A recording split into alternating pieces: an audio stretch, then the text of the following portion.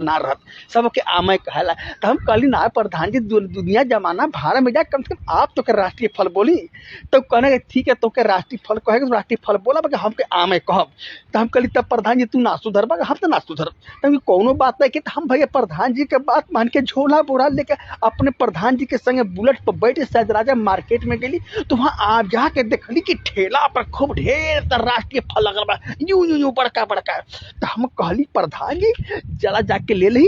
तो कहना कि इतने भोजपुरी चचा के हमारे घर मेहमान जो आए उनके नाश्ता खाती कुछ मिस्टर रसगुल्ला ले ले, आप थोड़ा जाके तू आम खरीदा। हम की भोजपुरिया चचा के आम खरीदे मत कर, राष्ट्रीय फल बोला प्रधान जी, राष्ट्रीय फल बोला। ऐसे राष्ट्रीय फल बोला प्रधान जी, कहे कि हम भारत के नागरिक, हम देश के नागरिक, हम राष्ट्रीयता के निभाइल, हम आम के राष्ट्रीय फल बोला।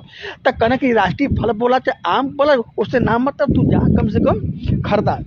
तो भैया हम कल के ठीक था, हम चल गेली। जब गईली भैया वहां पर तो